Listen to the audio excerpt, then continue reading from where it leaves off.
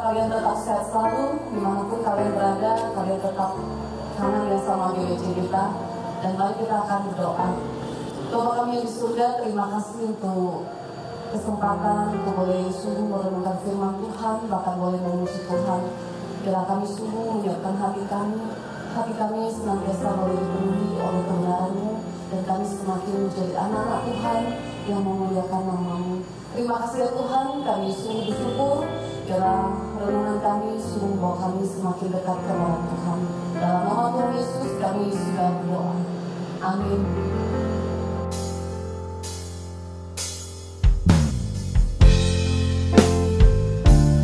Allah Roh Kudus, kami rindu akan setiap hadirat-Mu. Kiranya pengurapan-Mu terus mengalir dan memenuhi setiap hati kami saat ini.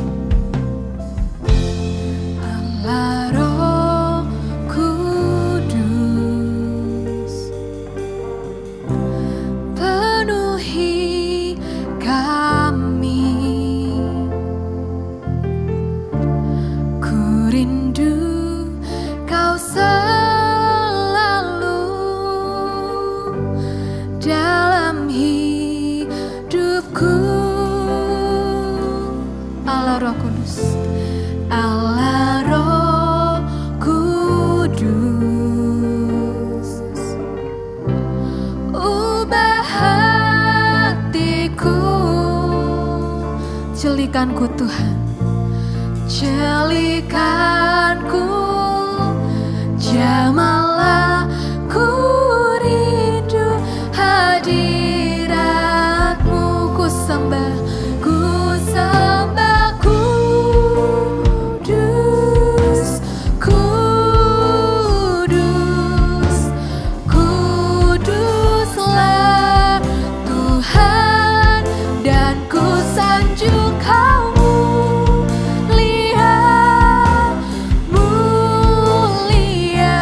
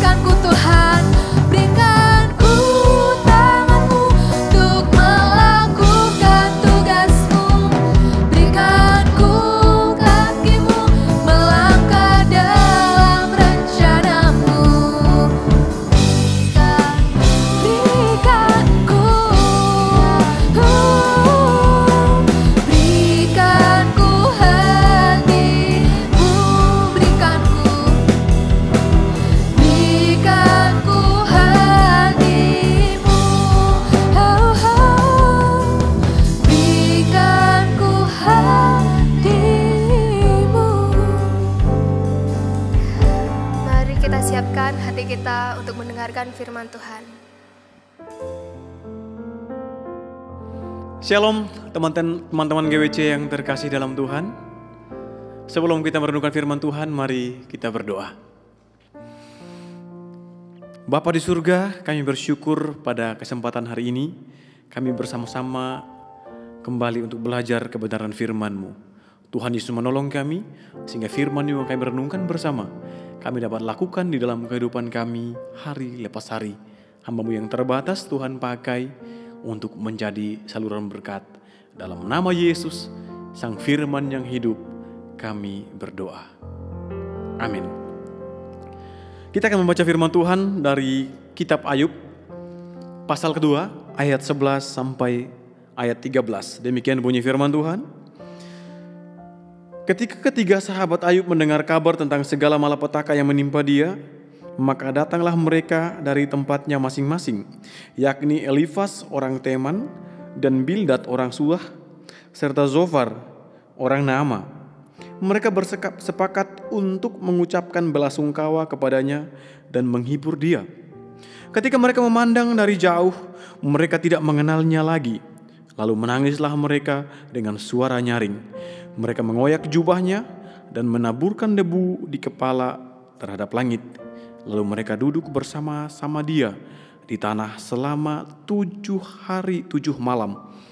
Seorang pun tidak mengucapkan sepatah kata kepadanya, karena mereka melihat bahwa sangat berat penderitaannya. Demikian jauh pembacaan firman Tuhan pada pagi hari ini. Tema perenungan kita adalah sahabat, persahabatan yang sehat. Teman-teman yang saya kasihi di dalam Tuhan, jika ada persahabatan yang sehat, tentu ada persahabatan yang tidak sehat, bukan? Apa saja bentuk atau model persahabatan yang tidak sehat? Teman-teman tentu tahu. Sahabat saya ini tidak setia, sahabat saya ini tidak peduli. Ketika saya butuh, dia tidak ada. Itu bagi saya sahabat yang tidak sehat. Seorang sahabat seharusnya seperti ini, selalu ada, selalu setia, ya, selalu ada ketika kita butuh. Nah, itu sahabat yang benar loh, sahabat yang sejati, sahabat yang sehat seperti itu. Selama ini, teman-teman yang sudah punya sahabat, bagaimana kalian mengekspresikan diri kalian? Apakah kalian sudah menunjukkan bahwa saya ini adalah seorang sahabat yang menerapkan pola persahabatan yang sehat? Atau sebaliknya, teman-teman belum menunjukkan model persahabatan yang sehat? Pada kesempatan ini kita akan belajar dari persahabatan beberapa tokoh 3.500 tahun yang silam, yaitu Ayub dan sahabat-sahabatnya. Sebelum kita masuk di dalam pembahasan, saya mau bertanya, persahabatan Kristen dan persahabatan di luar Kristen, apa bedanya teman-teman? Persahabatan Kristen itu lebih wow. Persahabatan Kristen itu lebih rohani daripada persahabatan-persahabatan di luar sana. Apakah iya ya? Justru kita menemukan banyak orang Kristen yang menunjukkan sahabat yang tidak baik. Bahkan orang Kristen mungkin banyak yang menyakiti sesamanya. Terus apa bedanya dengan orang-orang di luar sana? Bagi saya, persahabatan sama dengan cinta. Semua orang dari suku, agama, ras apapun mengenal namanya cinta. Jadi cinta itu alami. Demikian juga sahabat. Siapapun dia, agama apapun dia, ras apapun dia tentu tahu tentang sahabat. Terus, untuk apa kita ada embel-embel Kristen di dalamnya? Sahabat Kristen yang luar biasa, omong kosong banyak. Seringkali persahabatan Kristen yang menyakiti sesamanya. Banyak orang Kristen hanya mengcover persahabatannya dengan embel-embel Kristen. Tapi kita tetap belajar dari persepsi Alkitab. Kita melihat bahwa ada persahabatan yang dibangun dengan baik, yaitu Ayub dan ketiga sahabatnya. Mereka menunjukkan konsep persahabatan yang benar, teman-teman. Apa itu? Mari kita akan lihat bersama-sama. Dari teks firman Tuhan yang telah kita baca tadi, ada nilai-nilai persahabatan yang mereka tunjukkan. Nah, kiranya ini menjadi petunjuk bagi teman-teman dan saya ketika kita membangun namanya persahabatan. Yang pertama, seorang sahabat selalu ingin tahu tentang sahabatnya.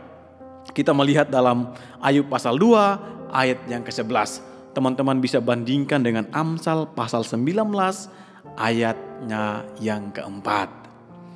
Teman-teman pasti sepakat dengan saya. 3.500 tahun yang lalu, mungkin zaman batu ya. Saya pastikan bahwa tidak ada namanya handphone yang canggih. Tidak ada.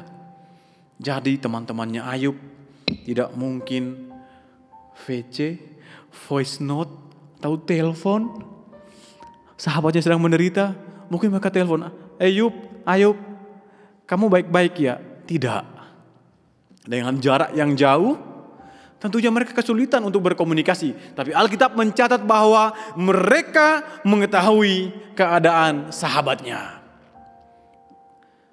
Saya simpulkan bahwa mereka itu ada chemistry ya. Ada ikatan batin sehingga mereka bisa tahu. Ya bisa jadi dari kabar burung ya. Atau dari teman-teman yang lain, masyarakat di sekitar. Karena penderitaan yang dialami Ayub itu luar biasa. Semuanya habis, apa yang dia miliki lenyap seketika. Tentunya sangat-sangat heboh bukan? Alkitab mencatat teman-temannya tahu. Di sini kita melihat bahwa walaupun jauh di mata, tetapi tidak jauh di hati. Itu bukan kata dunia. Paulus mencatat itu di dalam kitab pertama Tesalonika pasal 2 ayatnya yang ke-17. Jauh di mata tetapi tidak jauh di hati. Mereka ada kedekatan. Seorang sahabat pasti ada ikatan batin. Tujuan kedatangan mereka teman-teman yaitu datang untuk menghibur dan mengucapkan belasungkawa. Kenapa? Karena anak-anak Ayub sudah meninggal semua. Harta kekayaannya habis lenyap. Dan mereka datang dikatakan bahwa mereka mau menghibur secara pribadi. Itulah seorang sahabat. Bahkan sahabat terkadang lebih dekat, lebih karib daripada seorang saudara. Luar biasa teman-teman. Setelah mereka mendengar, mereka berinisiatif untuk mengunjungi. Ayat yang ke-11, ketika mereka mendengar, tidak stop di situ. Mereka bergerak, mereka datang untuk mengunjungi. Dikatakan mereka berjalan. Tidak seperti yang kita alami teman-teman. Media saat ini membuat kita itu tidak peduli. Seakan-akan kita dekat, tapi ternyata kita jauh. Contoh ya, teman-teman yang mungkin cewek-cewek ya, ngobrol sama-sama atau cowok-cowok yang suka ngopi. Fotonya sama-sama, terus captionnya, bersama sahabat-sahabatku. Tapi apa yang terjadi? Tidak saling berkomunikasi, tapi masing-masing sibuk dengan handphonenya sendiri. Hanya menang di caption tok. Oh, wah mereka luar biasa ya, akrab ya. Bagi saya itu pembohongan publik teman-teman. Itu bukan sahabat yang baik. Sahabat lebih daripada itu. Mereka datang. Mereka melihat Ayub. Tidak seperti saat ini. Ungkapan belas kasihan hanya ditentukan dari like dan juga komen. Yang kuat ya guys. Semangat ya. Ada yang lebih rohani. Saya percaya Tuhan akan menolong kamu melewatinya. Tanpa dia telepon, tanpa dia mendatangi sahabatnya. Yang pertama ingin tahu. Yang kedua dia mengunjungi. Yang ketiga berempati. Apa bedanya berempati sama simpati? Simpati berbeda. Wah saya simpati sama Richard. Sebatas itu. Tapi kalau saya berempati artinya lebih lagi. Saya memposisikan diri di dalam dirinya Richard. Ketika dia merasakan sebuah pergumulan, saya pun ada di dalamnya. Itulah empati. Ketika sahabat Ayub tidak hanya bersimpati, tetapi mereka disebut berempati.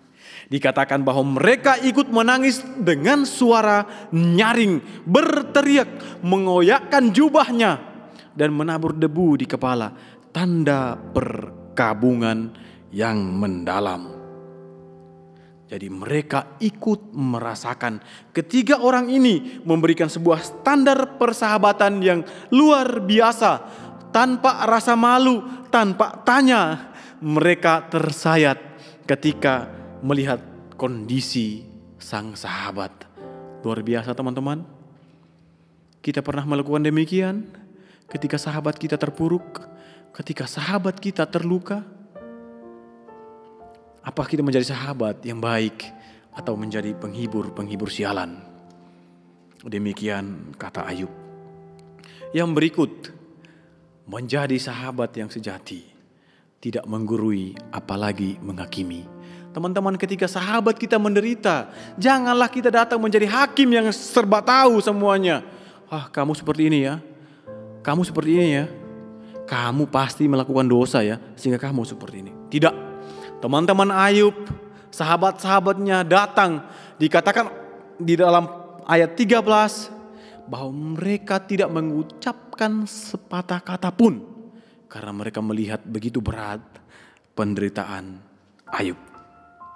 Yang mereka lakukan hanya duduk bersama dia, diam, ikut menderita tanpa berbicara banyak. Mungkin benar ya, terkadang kita harus diam agar kita tahu kondisi sahabat kita yang paling dalam. Sahabat yang baik, sahabat yang sejati tahu memposisikan dirinya. Kapan harus berbicara, kapan harus bertindak.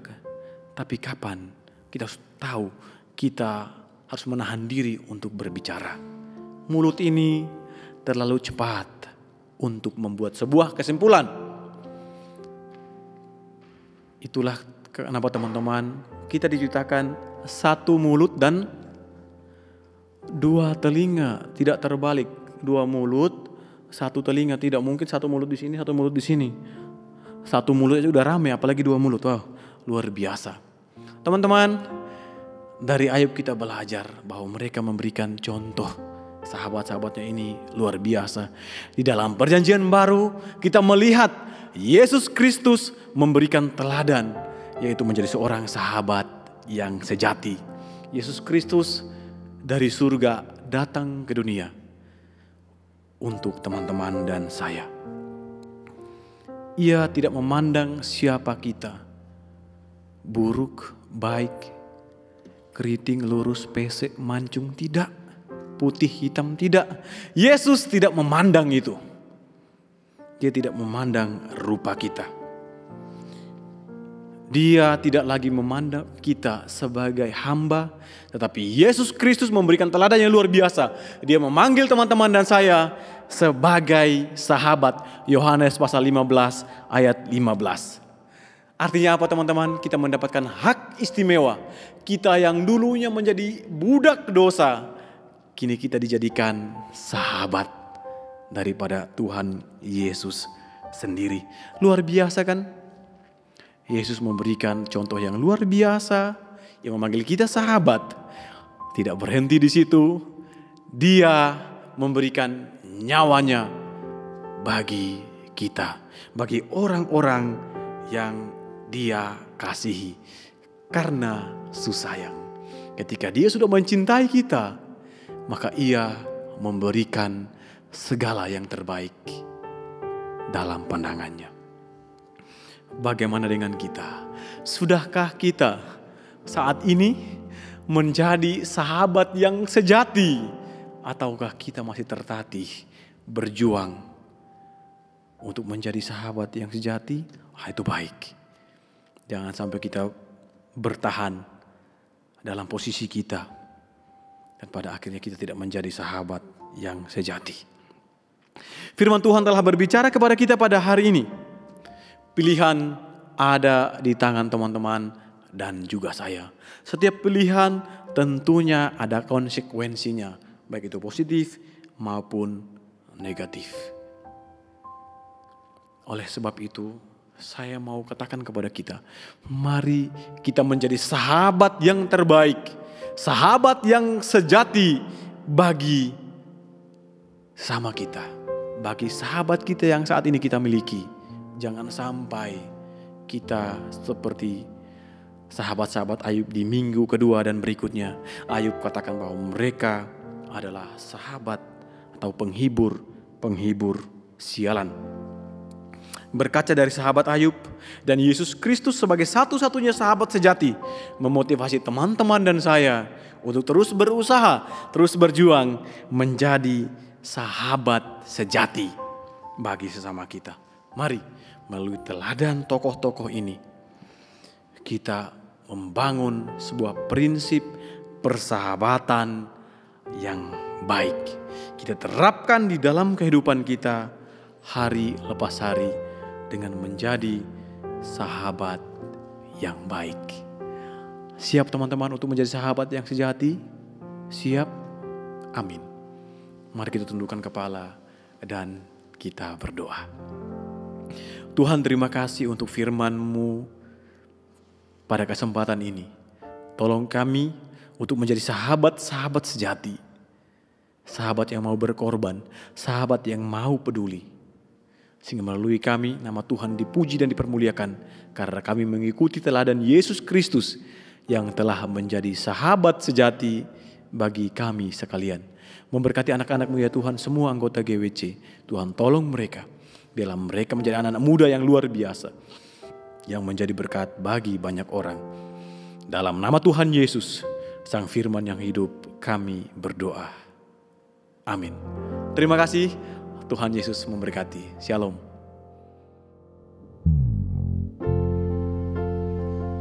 Tuhan, biarlah mulai saat ini kami mampu menyenangkan-Mu dan setiap hati kami hanya tertuju padamu.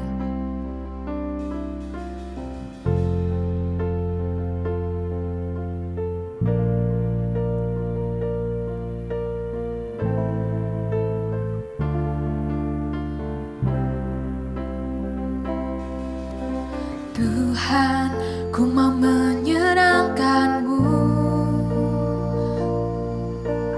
Tuhan, bentuklah hati ini jadi bejana untuk hormat-Mu, cemerlang bagai emas murni. Tuhan, ku serahkan. Tuhan, ku serahkan hatiku. Semua ku berikan padamu.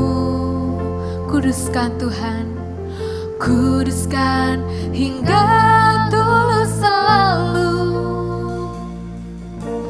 agar aku menyenangkan-Mu, menyenangkan-Mu, menyenangkan-Mu, senangkan-Mu. Hanya itu kerinduanku, menyenangkan-Mu, menyenangkan-Mu, senangkan hatimu. Hanya itu kerinduanku. Tuhan, ku serahkan hatiku. Tuhan, ku serahkan hatiku.